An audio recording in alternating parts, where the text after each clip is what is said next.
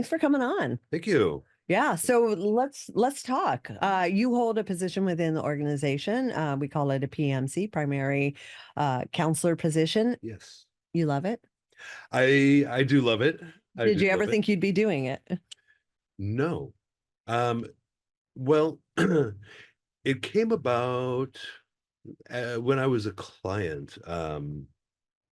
During my program, I had this idea of um, counseling, and it seemed like a lofty goal. I've never done anything like this before in my life. Um, and Which is surprising to me Mhm. because you're so good at it. You would think that you had this in your past somehow. Thanks, Angie. Yeah. Yeah, that means a lot. No, and it didn't really come very naturally. At least I didn't think it did. It was a big learning curve for me. Um, and it started to take shape as like during my program. I I really I enjoyed the program. I enjoyed learning about myself. I enjoyed the process of self-discovery. hmm And yeah, I really wanted to help others do that. Which one is your favorite block to run? Is it education? Is it team? Is it experiential? Is it fitness? Um, I Mindfulness? I loved I loved running the experientials are fun. The experientials are a lot of fun. Yeah. Which we can just, do. I love the creative process. Yeah. So I like getting creative with things. I like it when I can sort of like present an idea to clients, sort of a structure, and then see where they take it, kind of hmm hand it off and see where it goes. hmm I learn a lot when I do that, From them. Mhm. Oh, Yeah. absolutely. Yeah. Absolutely. Um, yeah, it's really fascinating the way people will apply different concepts to their um, themselves based on what they've lived. Yeah. Well, and I think that's the coolest thing about Elevates because we realize everybody doesn't learn the same way. So you have some people, they just want to be on education, like me and my book, and I'm going to do the work, and I don't want out all that other stuff. And then you have other people who get way more out of the teams and the group discussions and learning that way. And then you have the people in experiential who are very creative and like that's their process. They get the most out of that. And then you have the clients who are all annoyed and I don't want to do arts and crafts projects. I'm 45 years old. What am I doing? And it's like, but it's just different ways of skinning whatever that I'm really bad at those. Uh-huh. Eating the cat. No, I hate saying that. Whatever. We just attack it from many different angles so that it one of those ways or several will land with the person where they get what they need to get out of it. Totally, totally. And even the the education, the curriculum, it's very eclectic. It comes from a lot of different approaches to learning about addiction and becoming a better person, really. Yeah. And different things will land differently with different people, as you Mhm. said. My favorite are when you get and I was one of these 45-year-old, actually, no, I loved it from the beginning, but when you get those people that are like, no, I'm not into arts and crafts, or I don't do that, and they are willing to just take a chance, and suddenly they love it, or they learn something, even if it's just getting out of their comfort zone and feeling good about it. Yeah. They learn something, and it opens their eyes to picture they didn't see before. I like that because you nailed it. I think that's what we do really good is putting people in an uncomfortable situation Mhm. because we know that's where the growth's going to come. Mhm. If it's smooth, it's easy, it's flat line, they're not going to get any growth or where they need to go. So it's almost like we intentionally put them through some uncomfortable stuff because that's what they need in order to get the learning they need to. Mhm. I love this idea of when you face a crisis, that's when you take a step back and just say, hey, what's going on here? And you really take a look at what you've been doing, the things you value, what's really important to you, and why these things are failing, Yeah. and that's where a challenging situation like needing to recover from an addiction is where it becomes a blessing, you know? Yeah. So, yeah. Absolutely. Well, and I often think we're fortunate enough to have done that because we got to soul search and deep dive areas where your average or normal person would never even need to go there. So they don't. Whereas we kind of put ourselves having to go there. So we were able to get that. And because of that, look at where we are now. Yeah, I love asking people that question. It's like, do you feel like you've become a better person because of your addiction, because of what you went through and overcoming that? Yeah. It and get some fascinating answers. I'm sure not all of them are like, yeah, because they're still in the program. Right. And some people, it's it's a little scary. It's like, can I be grateful for having an addiction? Does that put me closer to a relapse? I don't know. But those are great thought-provoking questions and to talk about, like theoretically in a safe environment with somebody who knows how to navigate those answers. Yeah, definitely, definitely. And that's a really great thing, having that safe environment to ask those questions. And if it's bringing up a certain reaction, if it's bringing up a discomfort, what's underneath that? What's going on? Mm-hmm. And what do you feel like with the process? Because I know a lot of the clients are like, Elevate's great, staff great, curriculum great, but it's the community. So like we do teams, and that it's really cool because that's their opportunity to sometimes anonymously get advice on something they're struggling with or getting different perspectives from other people like them. I feel like the teams are where that community aspect really comes in. Do you see a lot of like you said, thought-provoking ideas and thoughts, and then them listening to other people where they thought they were the only ones, and all of a sudden we realize we're not the only ones, and we actually are all very similar. Yeah, definitely. You'll have those sort of, discovering those commonalities, and sometimes, that act of getting vulnerable, like you said, uh, getting into an uncomfortable position, um, is can be so valuable because it makes it safe for someone else to do the same. Mm-hmm. Yeah, I've learned that a lot, and so I'm just very open with everybody, and they're like, "Wow, you just like put everything out there." I'm like, "Why not? Yeah. Why not?" Because everybody's going through something, and if they hear you going through it and navigating it, makes them feel braver or more willing to be vulnerable themselves. Yeah, absolutely. Yeah. Absolutely. So you didn't just start working for us; you have your own story of overcoming addiction. I do. I do. And where are you at with that? You've been with us several years now. Yeah, so I've been working for Elevate for it's 4 years ago. I was in the training program. 4 years ago Wow. right now. Yeah. Went by like that. Yeah. Oh, I mean, did for me. Uh-huh. But I've been doing this 30 years. How's it been for you? It's been great. It's been I feel like I have been um growing ever since. Sometimes through some real challenges. Burnout's a real thing as a counselor. Mm-hmm. Mm-hmm. And one thing I've had a good practice of doing is checking in with myself and looking at where I was a month ago or a couple of years ago, and looking at the challenges I've gone through, looking at the successes I've had, and just kind of having a yardstick of my progress. And I have been progressing in some way, shape, or form ever in some place in my life, Mm-hmm. ever since I've been working here.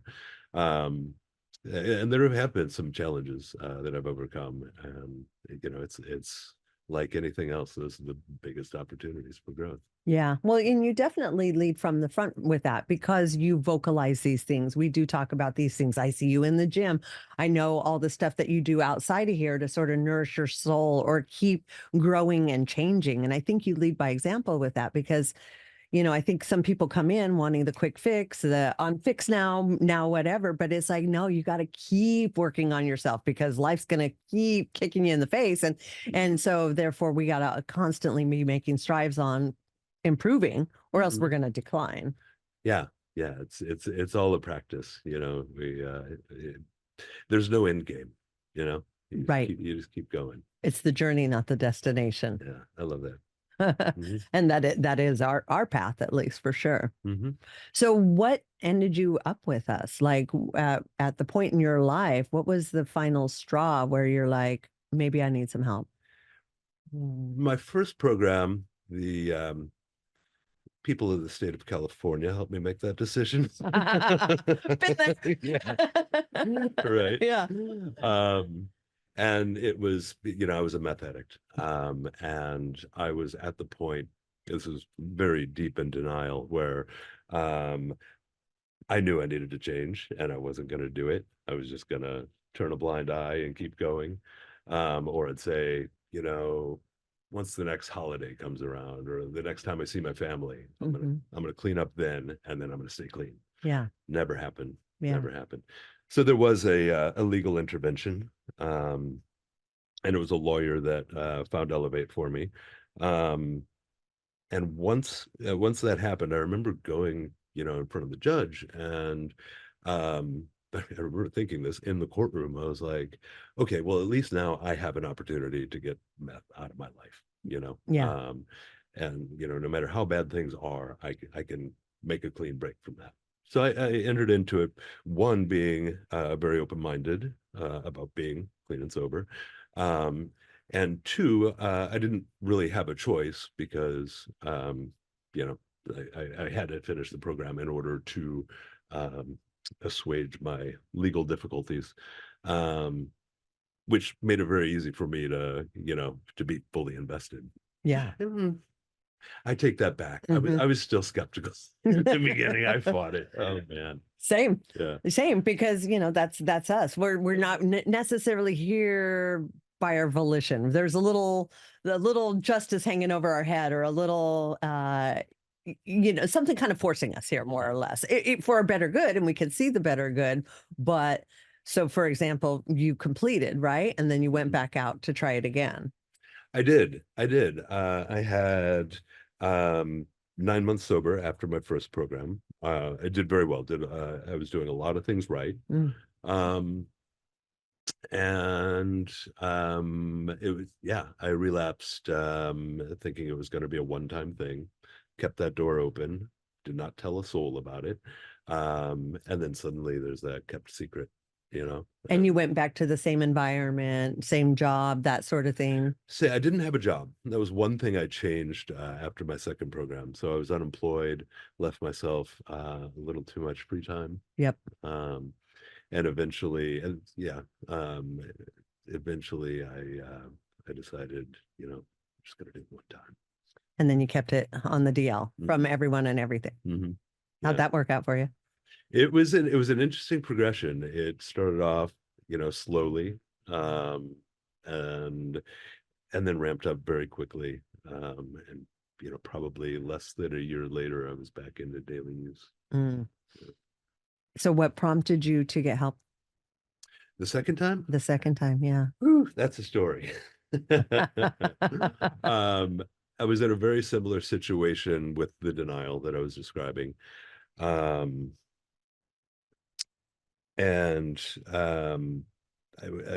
knew I was doing damage to my body. I was um, not yeah, I was really in a bad space, completely isolated, hiding things from my family. My family knew I was using. Matter of fact, I remember having a conversation with my dad, and he just told me very matter of factly, he knew that he could not force me to do anything. And he just said, you got to get that stuff out of your life, you know. Mm. Um, And I don't think I've used since that conversation. But it so happened I had planned on using. This was summer of 2020. I was on a family vacation. I had been clean for about 2 weeks. Um, and it was another time when I told myself, look, I've got this much time clean. I'm going to stay clean after this. No more going back to it. This time for real.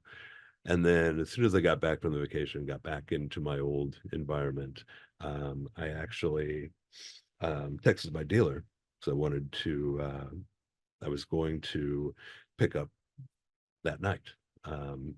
And I had to wait until I dropped my daughters off. I had to be home alone where I could, get the drugs and do my thing. And it just so happened I um, was driving with my daughter in the car, and a stray bullet hit me. Yeah, gunshot in Oakland. Oh, wow. Yeah, like hit me in the back while I was driving. Um, and luckily, my daughter was fine. I remember checking on her, and but I had suddenly thought, oh my God, this is it. Yeah. I thought, Did you know what happened? Did you, I mean, because it's so quick, like, were you able to process what just occurred? I heard the gunshots. They sound like a pop, pop, Oh, pop, okay. especially off the buildings. And I remember sort of looking, thinking, okay, there's gunshots. And then I felt one go into my back. Yeah. And I knew exactly what was happening. So I pulled the car over. I still had, my faculties about me. But there was this fear of like, I'm going to lose them. I'm going to go down pretty quickly. Um, and I checked on my daughter. She was okay, even though she was freaked out. How Uh, old was she? She was, let's see, this was 2020. She was 5 at the time. Oh, baby Yeah. girl. Yeah. Um, and I went over to the sidewalk, and I knew I had to lay down on the street, otherwise I was going to pass out. And I found a passerby who I asked him to call 911. Um, and the first responders got there very quickly. They took care of my daughter. I went up to the hospital. Luckily, um, yeah, there were people there to take care of my daughter, get her home safe, and all that.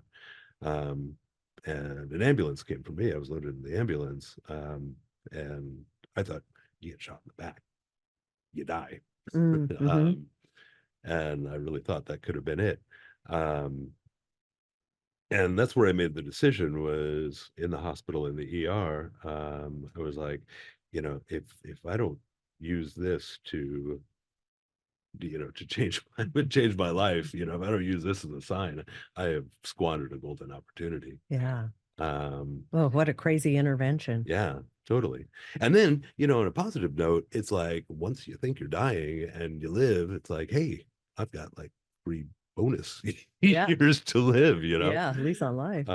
which is a really great perspective. It's like, okay, now I can, I don't need to take things for granted anymore. Here's a Yeah. chance to, um, you know, live life in a way that I didn't appreciate before. But was that an instantaneous thing, or was there some processing of the PTSD of the accident first?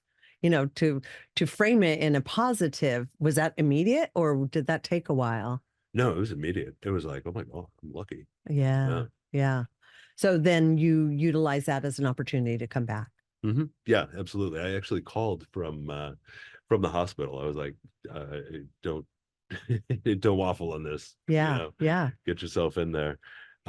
Which gave me a really unique perspective the second time around, because the second time around I was hungry for it. I'd made enormous changes the first time, to the way I was thinking, my mood, my uh, willingness and ability to socialize. For the longest time, I didn't have, um, socializing without drugs and alcohol was drugs and alcohol were my avenue to be Mhm. social. Um, and so I learned, all of these skills. And made these amazing changes during my first program. I knew it was possible the second time around. Wasn't your profession a sommelier? Yes, not a sommelier, a winemaker. Okay. Oh, Mhm. so you actually made the wine. Mhm. Yeah. So, I mean, just constantly being in that environment alone. Yeah, it was. It Not was. only is it like something you like to do in your free time, but it's your job. Mhm. Yeah, it was a big part of my life. It was my passion, and those were good years for me. It was fascinating. I don't regret any of it, or not much of it, anyways. You know, um, yeah, it was a big part of my life. And that was a hard one for me to give up, to quit drinking. I had no intention, during my first program, I told myself, "No, I have an opportunity to get clean from meth." There's Yeah. no way I was going to give up alcohol, Yep. not in the beginning. Um, and that was a hard fought battle for me. I didn't want to, I didn't want anyone telling me I had to quit drinking in order to be clean. Yeah. Um, I remember being challenged by one of my counselors, someone that's in my position now. Um, and um, I remember him telling me I was in denial about drinking, about alcohol specifically. Oh man, and I got so steamed. I Did got, you leave? Did you walk out of block? um, I said something about an assignment in the curriculum, um, and I called it propaganda. It was like, because the assignment was, it was the hierarchy of values. So you have all these values in your life, family, work ethic,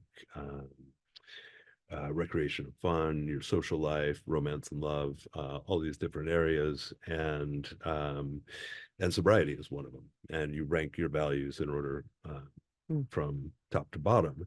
And sort of the point of the assignment is, if you don't put sobriety first, you are risking all the other values, and I was like, no, you can't tell me. No, you cannot tell me I need to put sobriety above my family, above all these other things.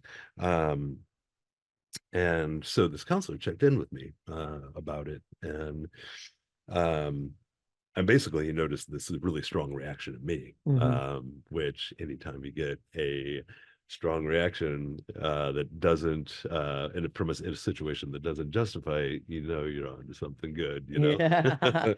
Which was good training for you for the position you're in now. Exactly, Yeah. exactly. So, yeah, he told me I was in denial, which was exactly, it was the worst thing for me, because that put me in a situation where either um, I agreed with him and then he won, or two, Mm. I disagreed with him, which by definition meant I was in denial. Yeah. So Yep. he had me stuck, and it had me so steamed. The whole rest of the day, I was just, it was taking up space in my head. Um, and finally, at the end of the day, I was back in my room. I was sketching. I love to sketch, pencil drawings, and I was still thinking about it. And finally, I was just like, what if I tried to see it his way? What if I just, what if I just gave it a shot? Um, and the whole subject is, whether I could give up alcohol. Um, I was like, maybe I'll just try to see it his way. Maybe I will consider uh, quitting drinking. And suddenly it was like a weight lifted. I was like, Mm. okay, I'm willing to try. I feel better. Yeah. Um, and then from there, it was kind of like, I didn't believe I could do it. Even if I wanted to, it took me a whole lot of proving that I could uh, get alcohol in my life. And finally, by the end of my program, I was like, look, I've been here for, uh, 2 months now. I feel good. I love the way I feel. I look a lot better. My habits are so much more healthy. I don't, this is the life I want to live. I want to continue this.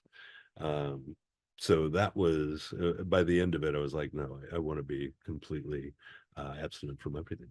Yeah. So when you had your relapse after that, was it with alcohol or was it straight to meth?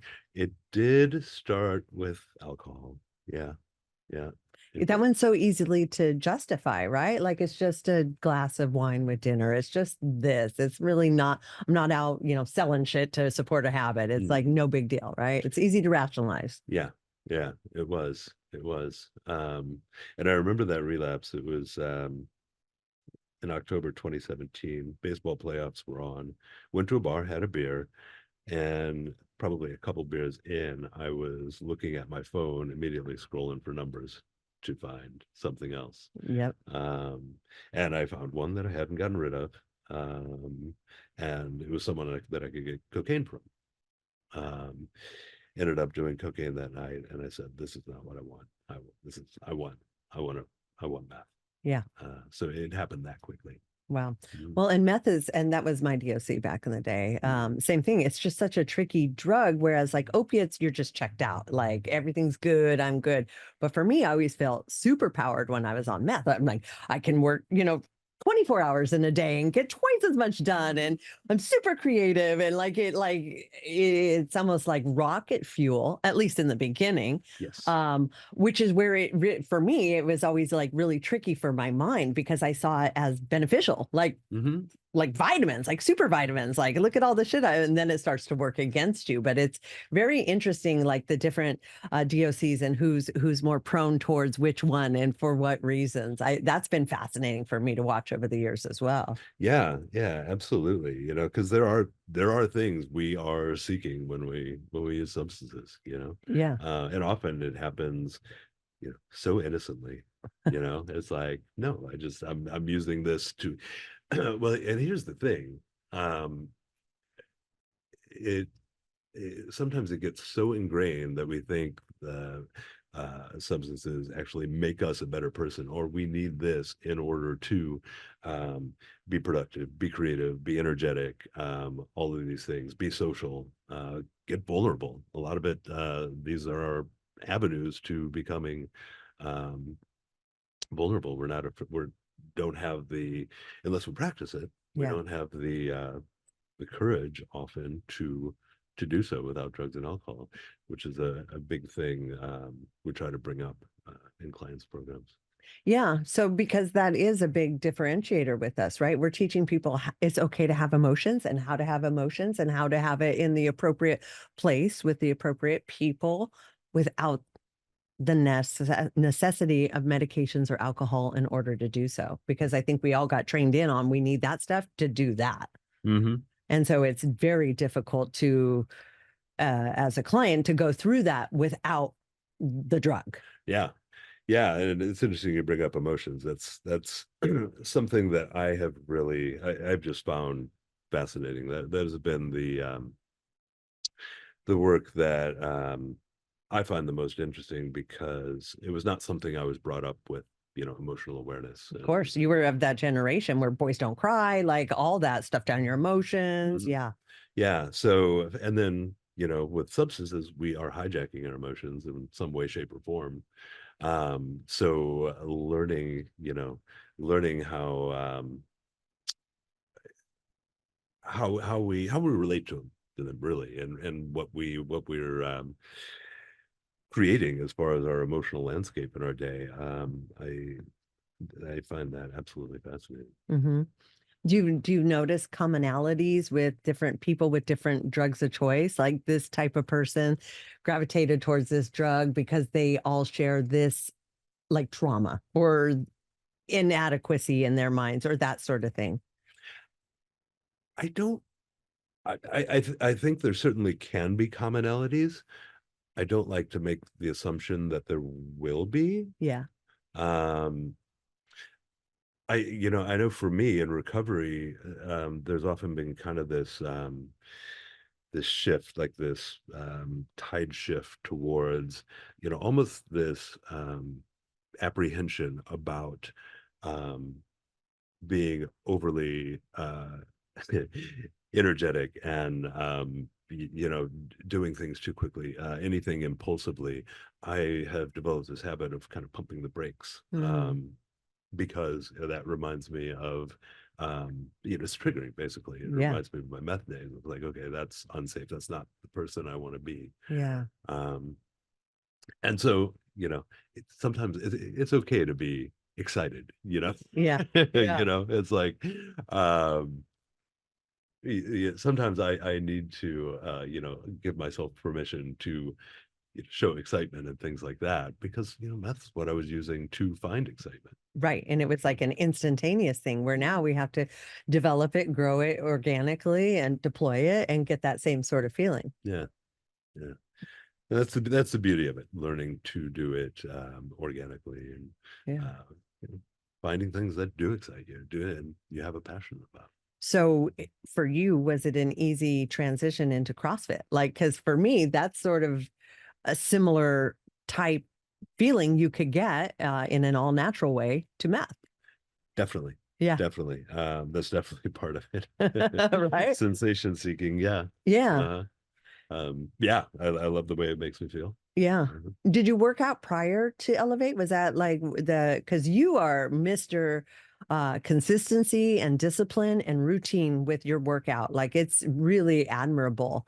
Was that something you had prior, or is that something you've developed since? Not at all. No, that was something, it was a goal of mine, to develop consistency and routine in a lot of areas, because I had no routine whatsoever. I couldn't even tell when I was going to sleep next, you know. Yeah. Eating habits were atrocious. Um, and so, yeah, I started to incorporate those routines into my life in recovery. And a lot of them have stuck. A lot of them I've kept consistent over the past, 4.5 years it's been. Yeah. Mhm, I mean, consistently in the gym, consistently doing CrossFit. mhm. What's your diet these days? Like where have you landed with that? I know it's healthy living, but Yeah, it's very consistent. It's mostly vegetarian, but not strictly. Um, I find I started that a couple of years ago, and I find I feel better when I do. Um, but my meal times are very consistent. I'm lucky, working at Elevate, we have specific meal times. Um, yeah. so I keep the same meal times daily. I eat when I get up. I have my breakfast is this is how routine I am. Um, Granola, yogurt, nut butter, at least two different types of berries, and a banana. That's my breakfast every morning. Sounds delicious. Yeah, yeah. And then lunch and dinner usually are just combinations of vegetables. I am a big fan of carbs. I know a lot of people avoid them, but rice, potatoes, quinoa, things like that, I eat quite a bit of. Yeah. Um, and I just try to keep it very consistent. And clean. Mhm. Yeah. Well, and I believe that there is no one diet for everybody. It's what feeds your body, nourishes you, and nourishes your soul without the side effects that certain things could do. So for me, like I love, and I did keto for geez, probably like 10 years. Mhm. And now I'm like really delving into more of the carnivore because I enjoy fruits and I enjoy meat and I enjoy dairy. Mhm. Perfect diet for me. And I don't love vegetables, but it's like it's Okay. okay. Yeah, It's totally. okay. Like that's what works for me and that's what makes me feel good. So why not? Yeah, definitely. I love that. Yeah, I'm a big fan of listening to my body. It'll tell me what it needs. Um, I like to make sure I'm hungry by the next mealtime, Mm. so I don't overeat, um, because I want to be hungry the time the next meal comes around. And do you struggle with portion control? Like I'm so hungry, I'm going to eat all of this, or Not eating vegetables, God, you can. I love eating a ton of food, which you can do without filling up. yeah, When yeah, it's all plants. So yeah. that's true. Uh, Yeah, yeah. So and I feel like, well, especially being meth, like we didn't eat. And so for me, intermittent fasting became very easy for me uh, because I'm like, oh, I'm used to this. right. I used to need meth to do it, but now I've trained my body in how to do it naturally. But it was like a very easy fit for me because that was Hmm. why I used to do meth, right? Yeah. Yeah. Yeah, my eating habits were very inconsistent. A lot of sugar cravings, um, which I've largely cut out sugar. Uh, ate a lot of fruit. Ate a lot of fruit, but as far as candy and snacks, I don't eat a lot. Yeah, that's good. Mm. And so let's talk about like your what you like out of PMCing. Like when do you normally see that light bulb come on? Because I know we had you in phase 3 for Mhm. that was probably the more duration of your tenure in that Mhm. position. And that's where people are really starting to now have to dig in there and confront like their wrongdoings. Mhm. And it's a struggle, and you hear them like, I mean, we even have clients leaving the program before they get to that point because they know it's coming. Yeah. But at the same time, I feel like it could also be the most rewarding because although it hurts and it's painful to confront what you've done, you kind of need to do that so that you don't go back and make those same mistakes. Because as addicts, we're like, I'm just hurting myself. And sometimes it really takes that deep dive to realize that's not necessarily true. Yeah, yeah. And it's that, also that concept of healing emotional pain, it's like we have to bring it to the surface in order to find relief. Mhm. Um, which is that's the beauty of it. It's like, um, when we really take a good hard look at the things we have harmed in our lives, um, and you know there is emotional pain, there is guilt, there's remorse. Justification, rationalization, all that. Yeah, but no, but when we hurt, we're in pain because of it, it's kind of uh counterintuitive, but we feel that emotional pain is because we've harmed something that's very important to us. Yeah. So in the end, once that pain is healed, it's very much a positive, because now we realize how important this is to us in our life. That's such a beautiful way to put it Mhm. because a lot of people want to avoid that because it does hurt and it is Mhm. uncomfortable and it's confronting people and things that you've wronged. And that takes a lot of courage. Mhm. Takes a lot of courage, takes a lot of forgiveness, takes a lot of willingness to forgive yourself. And I love hearing that at graduation, in those speeches because we can easily talk about not easily, but it's easier to say, yes, I've harmed these people in these situations and I've, asked for forgiveness. But I think part of the hardest part is getting forgiveness from ourselves. Absolutely. Absolutely. Yeah, that's a practice we definitely need more of, you know. Um, yeah, yeah. How much does gratitude come into the healing process that we do, particularly at Elevate? Oh, it's huge. It is um uh, absolutely so important for um just having an appreciation for, when we're struggling, or anything like that, being grateful for what we do have. It can be so easy to go on a um start running with the uh with the negatives, like all of the problems, the burdens, the frustrations, the resentments we have. um Flipping that to gratitude for having the opportunities that we have, the blessings that we have. It keeps us going, and it feels a heck of a lot better too. It's a huge retraining of our brains, though, because that's not like how we've been programmed as addicts. I think a lot of people, and especially because society has made it so, you're almost a victim of a disease. You didn't cause it, you poor thing. This happened to you. And so it kind of lets people off the hook. And so whenever things happen, it's like, oh, see what happened to me. I was trying to do the right things. And it's almost shifting that mindset of like, well, what's the good that can come out of that thing that happened to you? Where can we find the gratitude in the adversity of that situation? And that takes a lot of reprogramming to view things in that manner.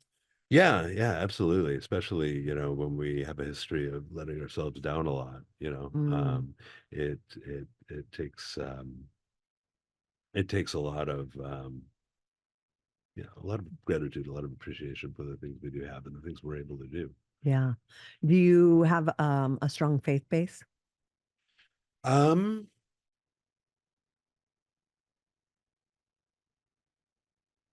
no, definitely a curiosity. Yeah. Okay. Uh-huh. Yeah. Definitely a curiosity. Yeah. And the reason I pause is because I just had this. I had I was thinking about this morning, and I can't remember what my thought was. But I'm definitely always. I think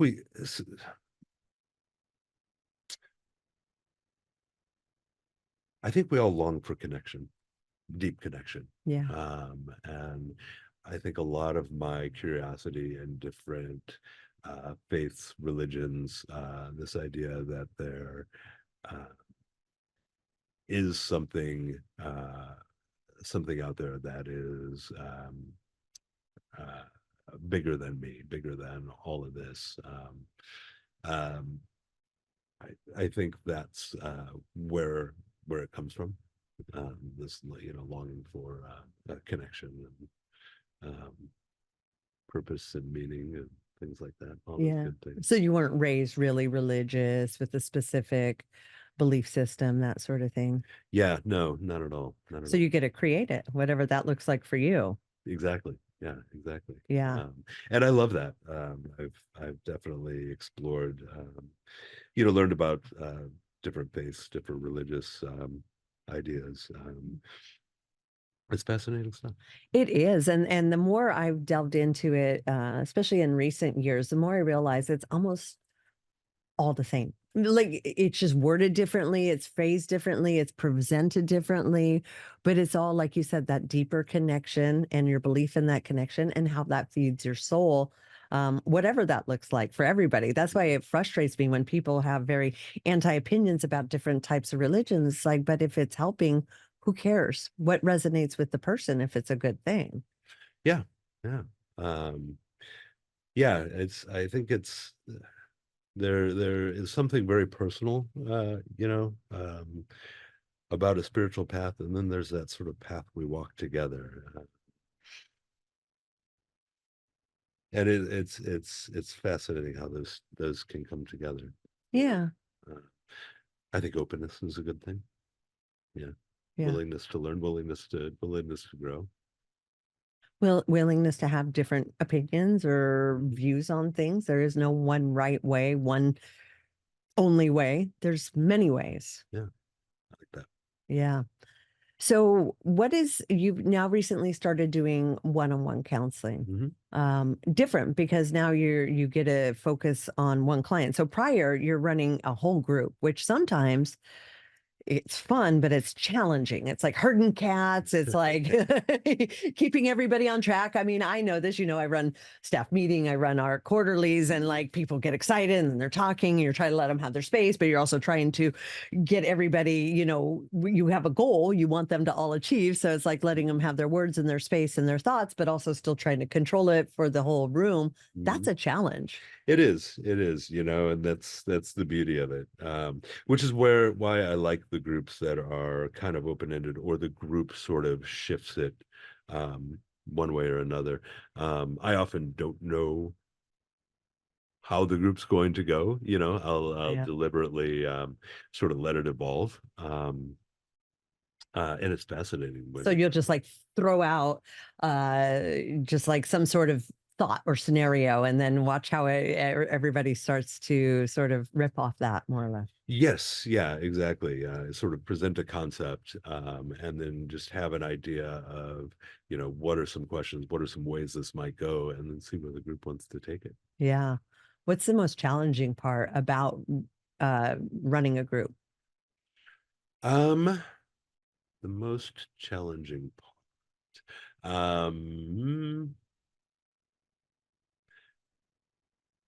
I would say the biggest challenge for me, the biggest thing I had to learn, um, is that there often there's often a I can be really critical of myself, Mm, thinking things need to look a certain way. Um, and I will often, basically I'm holding myself to high standards. I want to do a good job, so I'm self-assessing. And if things don't look the way I thought they should look. This is something I've learned from. I would judge myself very, very harshly, especially if the group seemed kind of checked out, or they didn't seem to get the concept I was presenting. And I can't tell you how many times in the coming days, someone will um, check in with me, 2 days after we had a team session, and they'll be like, I was thinking about the topic we were talking about on Tuesday, and suddenly I had all these thoughts. I didn't come to me till later that night, uh, and I was like, oh my God, I thought I totally bombed that one. yeah. So it's like, who am I to judge? It's like people are learning something, even if um, my view of even if I am a little bit harsh, or it doesn't look the way I thought it should look. Totally. Mhm. And I completely resonate with that because, I'll introduce things to the group or I'll bring things to the table and I'll see how it lands. And, a lot of times people really like it, but then the ones that don't, I used to, like you said, I would feel like, oh, I did something wrong. I should have presented it this way. Maybe I should have handled it that way. But then I start to realize maybe take myself out of the question. It has Mhm. nothing to do with me. Look who's responding and why they're responding that way. Like you said, aha, great. We stirred something in this person just because they're having a negative reaction to it doesn't mean it's a bad thing. That might be a good thing. That might needed to happen for them to get to where they needed to get to Yeah. and to not take it personally or like we did something bad or wrong. Yeah, absolutely. That was a big learning curve for me too. I can't tell you how many times I'll be reflecting on a conversation I had or a group session I ran. And I will think of, after the fact, I'll think of the perfect thing I could have said Yep. back in that time, Yep. which is such a fallacy. It's so untrue because when you're thinking about it after the fact, you don't have a lot of the information that you do one on one. You're playing Yeah. off the that person's body language, the group dynamic, what's going on. There's a lot of decisions that are made in that moment based upon what I see. So it's like thinking after the fact, like I could have said something better. Yep. It's like no, I did what I did, in a very organic way on the fly, based upon uh, the way I saw it in the moment. Yeah. So Which yeah, is great when you have hindsight being 2020, but I could mhm. tell you all these years later, I still do that. I No, still am I know. like, oh, I meant to add this in, and if I hadn't done that, and I still do the same thing. And then that's for the next time. It's like I laugh about it now. Do you? Yeah, Yeah, but I got to get to that point where I'm laughing at it. I mean, it doesn't like hang me up, and I'm not like obsessing over it, but there almost inevitably is always a moment where I'm like, wanted to express that. And then, like you said, but then you hear feedback where they didn't know. Don't know any different. They just know what you delivered. And that was mhm, good enough. right, yeah, absolutely. Yeah. So then the transition to being more of a one-on-one counselor as opposed to the group, Mhm. how is that for you? I love it. I love it. It's fascinating. You get to work with someone in depth, and really just have a conversation, see where it goes, ask questions, and it's fascinating the relationships that develop, because it is a relationship, you know. And some people you click with immediately, and some people go deep Mm, very quickly. Some people are a little more, guarded and cautious, and it takes some getting used to. It takes a building of trust and some back and forth before there's a comfort there. Some people are very you know goal oriented and they are ticking all the boxes, and other people are getting into deep philosophy and their experience and what it all means, and it's fascinating. Anything can happen. you enjoy it? I love it. Yeah, yeah. Nice. Did you ever think you'd be in this spot all those years ago? No, no, definitely not. You know, um, Shifting to one-on-ones was something. I was nervous about that too. I thought you know, it feels like a lot of responsibility, but really you're just having a conversation and learning about this person without judging, um, and hopefully sharing some of my experience in a helpful way. Mhm. How much does childhood trauma play in addiction and recovery and all that stuff? Um, I think it plays a lot in life. Childhood trauma being, um,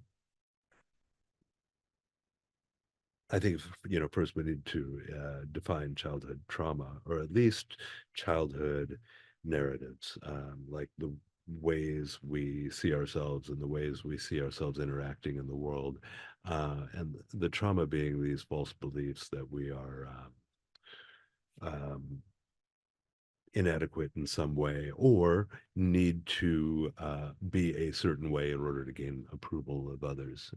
Usually that's kind of where I think of childhood trauma as being the things that cause emotional pain.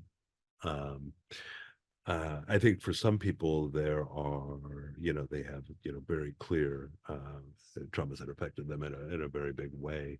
Other people just learn to navigate in a certain way, and they sort of develop this identity, this way they need to be, and they don't ever question it. I think a lot of us don't ever question it, Yeah.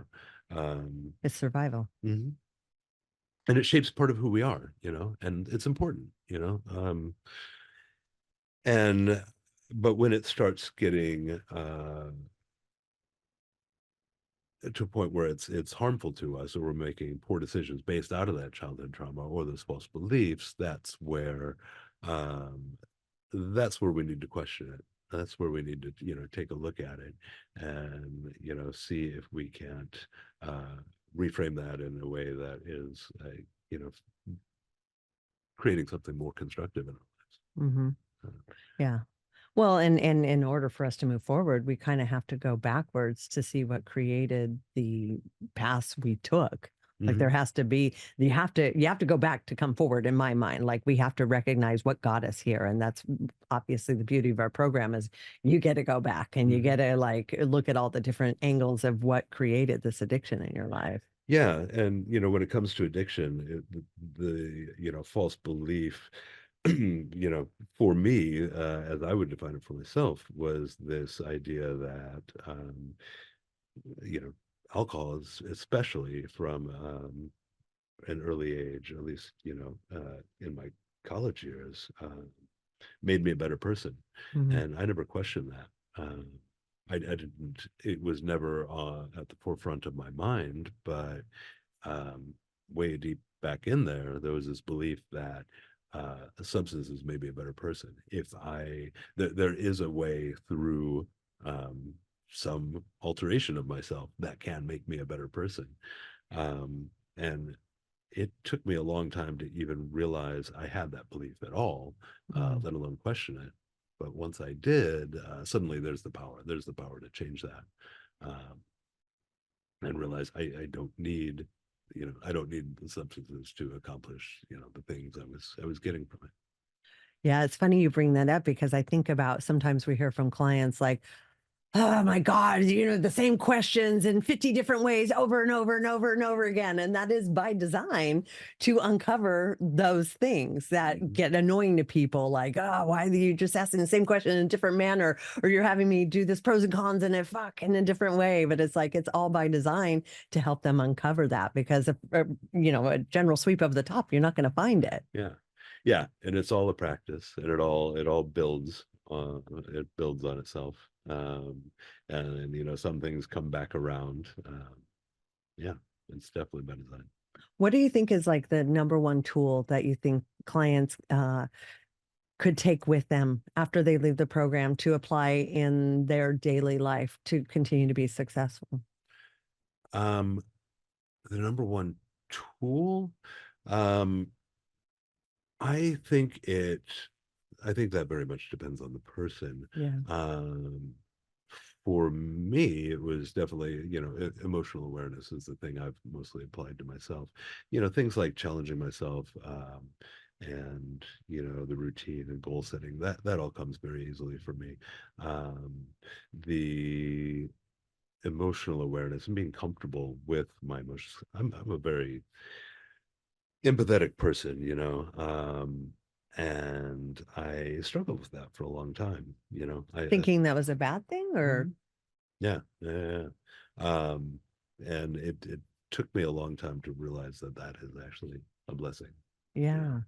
know, um, but Yeah, and I appreciate that about you because, I get to see glimpses of it in staff meetings and different things where we share and you are vulnerable, and I think that's amazing because you're leading from the front and making it safe for the rest of the staff and yeah, people to also have those feelings and emotions in a safe environment where it's okay. yeah. hosted graduations where I am bawling and sobbing on full display in front of the crowd, and I love it when it happens. I love it when I try to fight it, when I try to hold it back, and I can't do it. Well, and I love it too because it makes it okay. That's life. That's it. Life I know. is not, linear, straightforward in the box. Like that's not living. Right. Yeah, exactly. Yeah, I know it's a very natural thing, very spontaneous thing, and it's wonderful when it happens. Yeah, I had somebody, or I was telling somebody they came to a graduation, and I'm tearing up as I often do at Mm. graduations, and they're like, "Wow, all these years later, you still get emotional." I'm like, "Yeah, dude, the day that I don't is the day I should hang up my shoes because listen to this, like we're changing lives, and if we're not allowing ourselves to feel what they're feeling or the gratitude that they're having or just take joy in sharing their success, then what are we all doing?" Right. Yeah. Yeah. It's great. I love it. I love it when I get caught off guard. You Yeah. do? Oh yeah. Yeah. It's great.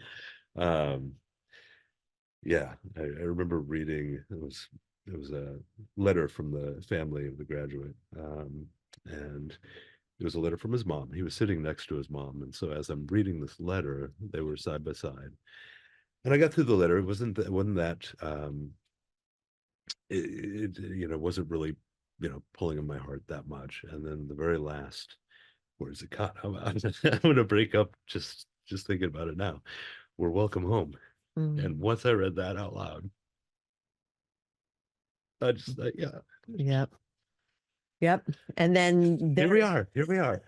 yes, and for you in your position, Uh, there you are, on display in front of uh, everybody, but I love that though, because again, you're leading from the front and showing people like that's okay to share in these emotions, and emotions are okay to have. Like they're part of the human experience. We should have emotions. How can you experience joy if you don't feel sadness or, mm, those types of emotions? yeah, absolutely. Yes, yes, yes, yes. And that's why it's such a great place. It's great to have that safe space to allow that to happen. And we'll often we'll see clients that get to know each other really really well, and it does become that safe space where they will learn about each other, they'll learn each other's stories. Sometimes clients will they will learn more about themselves than we as staff will ever learn. And I had that in my program. There were people I was very close with, very tight with, and that is all something that cannot be controlled. It can't even. All you have to do is allow the space for that to happen. You know, Yeah. and and it does happen when you see people wanting to improve themselves and people taking chances, getting vulnerable, willing to grow. That allows other people to do the same.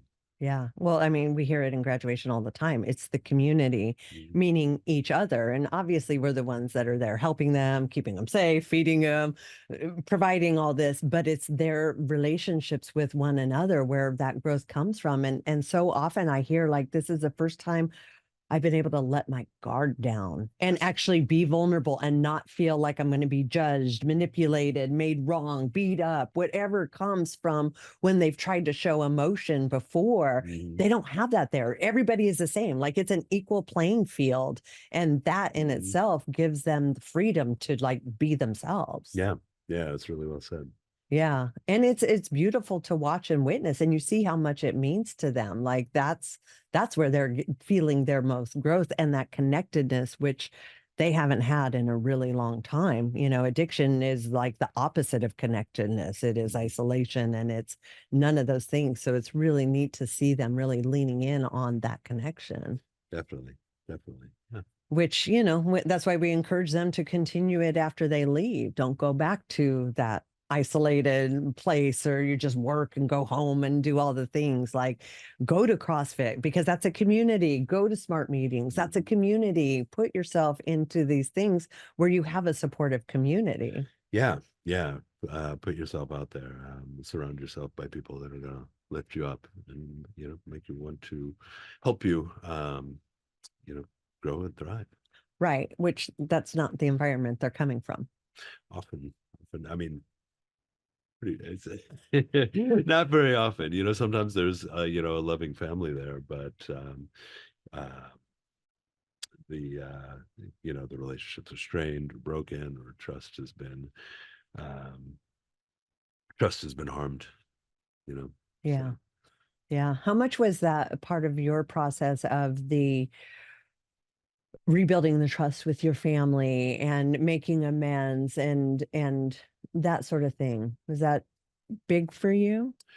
it was big. I mean, I am very blessed in that.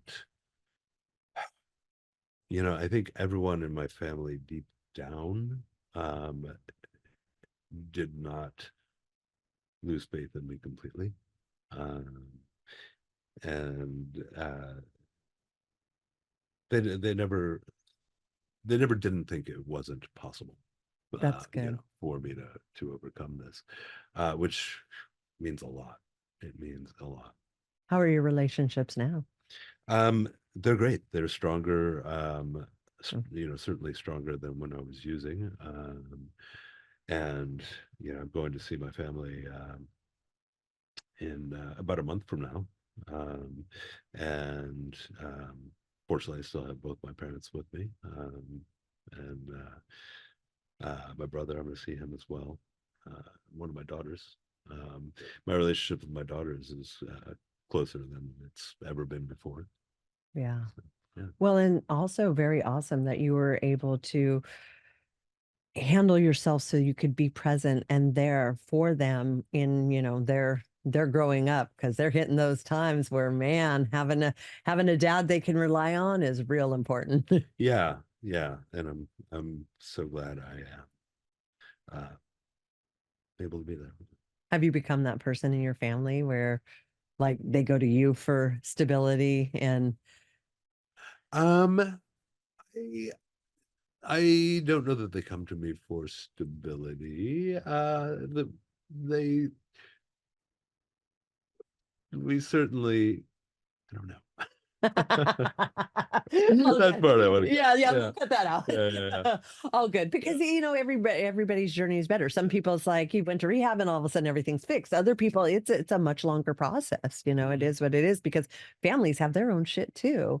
Right, right, right, And right. even just because we heal doesn't mean that they've healed whatever was they're dealing with. And so that can it can either be really easy for somebody, but it can also be a challenge for many, many years later.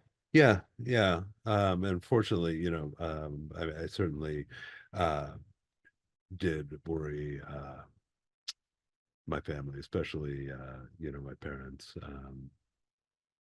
and I worried them to death. Yeah, But I think they realized that once I got past it, there was, the, they hadn't lost faith. that's good. Yeah, it was many, many years before I was even allowed in my family's house, Right. especially without them there. It took me many, many, many years to earn back that trust that I had lost or that what they needed to go through to feel comfortable with me. Mhm. But that's on not that that's on them. I had created it, but it was going to come to them without me forcing it. And so I just kind of had to go, hey, whenever you're ready, you're ready. It's all good with me. Yeah. I'm going to keep doing me. Right. Right. Yeah. If you had one piece of advice to give someone that is struggling with wanting to come in to rehab, but they're not sure they're ready, what would you tell them? Um, they're not sure they're ready.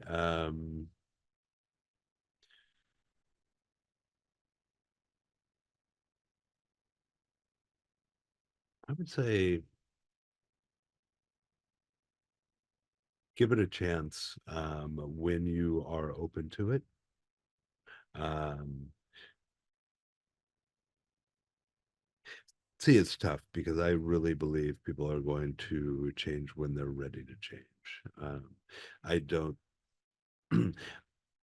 I think when it is pushed upon someone, uh, sometimes interventions are necessary. Sometimes there is no way someone is going to get themselves into treatment without an intervention. Um, but once that person starts making the decision on their own, that's when things start to click.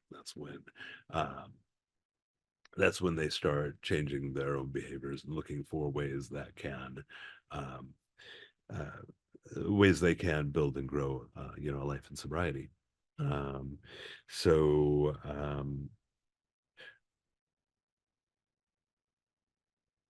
I would say,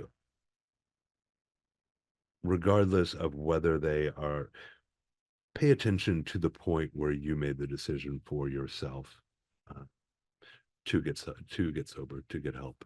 Um, where did that moment come for you?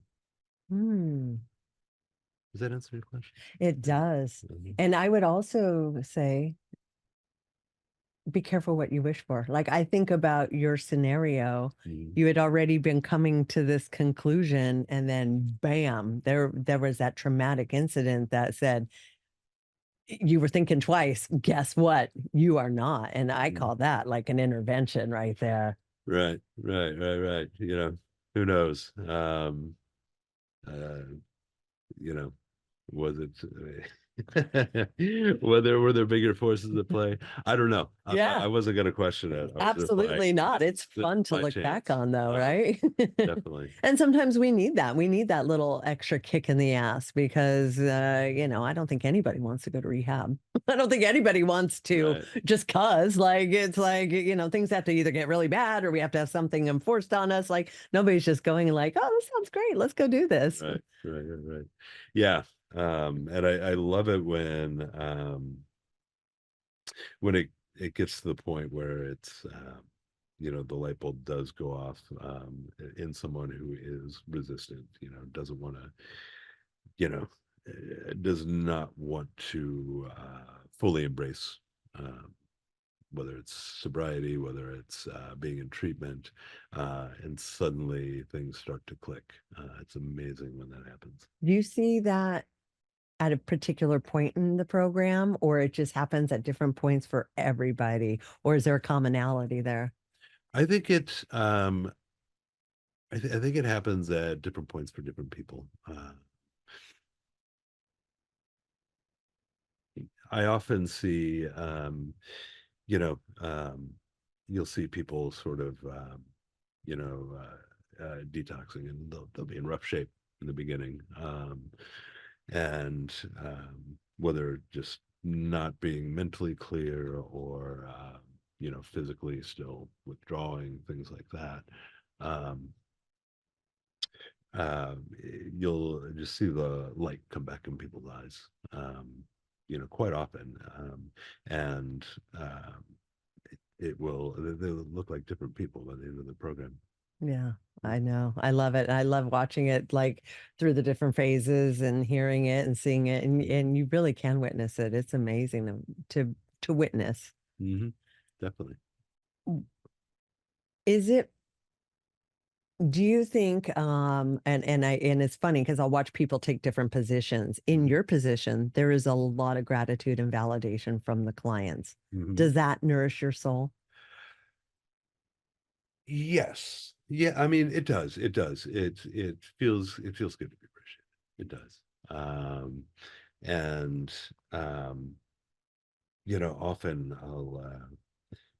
often I'll be surprised, with hearing from, say a past client that something I said was really stuck with them, and it'll Mm. catch me off guard. It's like, well, sometimes it's like, I said that. Wow, that was Yeah, profound. right, right. Yeah. And yeah, it does. Sometimes it freaks me out, and part of it's my own, not wanting to. Part of it's my difficulty with accepting compliments. Part of it's also, I don't want the credit for the work that someone else does. Yeah, Um, because really, I'm just there for them to allow them to discover themselves. true. Mm. But you are unique and you do bring a lot. And I do notice it's a commonality for most of us to not want that validation, acknowledgement, Yeah. appreciation. It's like hard to just like accept it. And Yeah. that's our like our what our own internal like self-worth, or like you said, oh, it's not me, it's you. Like, and we have Mhm. some staff, oh my God, like Rucksack, you cannot give that guy a Oh, compliment. yeah. And he's Yeah. instantly naming five other people. And it's like, Yeah. why is it so hard for us to just accept that? It's I easy know. for I know. some of us to accept like criticism, blame. I Mhm. fucked that up, like whatever it is. But it's so much harder for us to take like a compliment or a gratitude for something. Yeah, absolutely. I've gotten better at it. I would say, because it is nice, it does feel good. So Yeah. I try to say thank you. Yeah.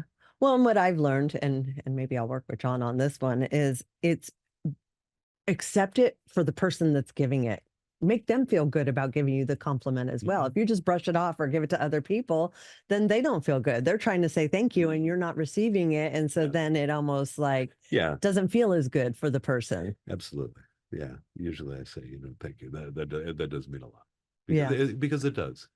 Yeah, Yeah. it does. Well, and you guys have really difficult jobs. So I love it when I hear the clients, acknowledging and validating you guys, because it is a really challenging job to be there for other people while you're still dealing with sometimes your own stuff. And so Yeah. I like that you guys get shouted out. That makes me feel very happy for you guys. Yeah.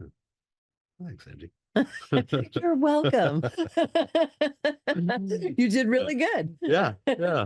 Accepted it. Good. Good job. Mhm. Well, I know we're running late. We got to get to graduation, but Yeah. thank you so much for coming on the show today. Yeah, thanks for having me. It's been a pleasure. You are very insightful and um, articulated, and I love hearing your viewpoints on things, and our clients are very lucky to have you. All right. Well, thanks for having me.